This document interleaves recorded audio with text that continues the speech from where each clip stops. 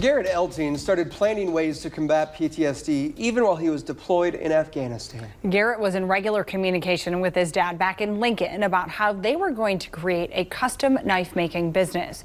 Our Lance Schwartz has his story. To start a Damascus knife, a pattern welded blade, you have to start with 2 different types of steel. There's 29 layers here. Garrett Elting learned how to make knives via the internet. There's no oxygen to be burned inside. Right now I'm working on a handle for a chef knife. Garrett's dad Mike is a manufacturing engineer at Snyder Electric. This wood is called Purple Heart. That's what we need you to make. Getting to work with wood and steel and his 27-year-old son has turned out to be a winning combination for Mike. It's a great feeling that he wanted to find something that we could do together.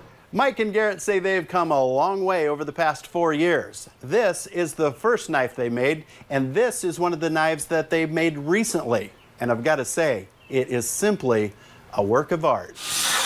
Garrett and Mike have sold nearly 80 one-of-a-kind knives over the past 4 years. Sold to almost every state on the West Coast. The name of their part-time business is Steel Pig Forge. These are some of the examples of the handle materials that we use. A little rubbing alcohol brings out the natural beauty of this dyed wood. You know, there's all these statistics of what happened to men and women when they come back from war, and I didn't want my son to become one of those statistics. Garrett's mother Jill says watching her son and her husband work together brings joy to her heart.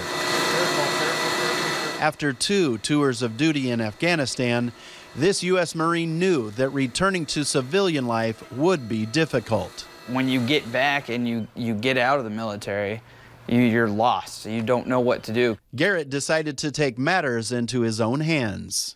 Kind of wanted to find something that I could really kind of reconnect with my dad once I got back, because I was gone for 4 years. Garrett says Afghanistan was a tragic place.